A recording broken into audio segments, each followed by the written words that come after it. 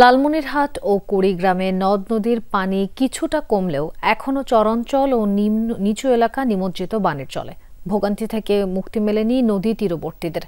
পানিপ্রবাহ স্বাভাবিক রাখতে খুলে রাখা হয়েছে তিস্তা ব্যারাজের ৪৪টি জলকপাট। এদিকে পদ্মার পানি বেড়ে প্লাবিত কুষ্টিয়া আর চাঁপাইনবাবগঞ্জের নিম্নাঞ্চল। নতুন ব্লেন্ডে আরো রিচ অ্যারোমায় সেলন ফ্যামিলি ব্লেন্ড টে। ডুবে আছে কুড়িগ্রামের চরাঞ্চলের বিস্তীর্ণ কৃষি জমি। বিপদসীমা সমানে বইছে দুধকুমার নদের পানি। তিস্তা, ধরলা আর ব্রহ্মপুত্রে পানি কিছুটা কমলেও এখনো তলিয়ে নদী তীরবর্তী নিচু এলাকা। আর কয়েকদিন পানি থাকলে সব ক্ষেত নষ্ট হয়ে যাবে, আমার অনেক ক্ষতিতে পড়ে যাবো। হাঁস মুরগি গরু ছাগলে খুব অসুবিধায় আছি, আর 2-4 দিন থাকলে আমাদের অনেক ক্ষয়ক্ষতি হবে আর কি। হাট বাজার করতেছি নৌকা দিয়ে। টানা দুদিন ডালিয়া ব্যারেজ পয়েন্টে বিপদসীমার উপর দিয়ে প্রবাহিত হয়েছে তিস্তার পানি।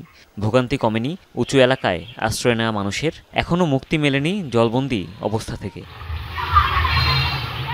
নিমজ্জিত ভাটিতে থাকা লালমনিরহাটের হাতিবান্ধা, কালীগঞ্জ, আদিতমারি ও সদরের অন্তত 20টি গ্রাম ও নিম্নাঞ্চল জলমগ্ন। অন্তত 7,000 পরিবার। পানির চাপে খুলে রাখা হয়েছে তিস্তা ব্যারেজের 44টি জলকপাট। 2-1 দিন অবস্থান করার পর নেমে যাওয়ার পরে এখানকার আমন চাষিরা তারা ধান লাগাইছে, ধানগুলো সব পলিতে নাই মিশিয়ে গেছে।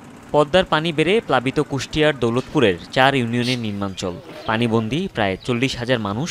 এরই মধ্যে বন্ধ ঘোষণা করা হয়েছে 16টি বিদ্যালয়। ডুঙ্গাতে আমরা পার হয়ে আসলাম, এখন আমাদের রইল মেডিকেলে যাওয়ার সমস্যা। আমরা এখনো ডেন্টাল লেভেল থেকে প্রায় 86 সেন্টিমিটার নিচে আছি। তো আমাদের ফ্লাড ফোরকাস্টিং এর রিপোর্টে দেখা যাচ্ছে যে আগামী 5 দিন পর্যন্ত পানি বাড়ার সম্ভাবনা নাই, পানি স্থির থাকতে পারে আর কি। পদ্মা আর মহানন্দার পানিতে ডুবেছে চাঁপাইনবাবগঞ্জের নিচু এলাকাও।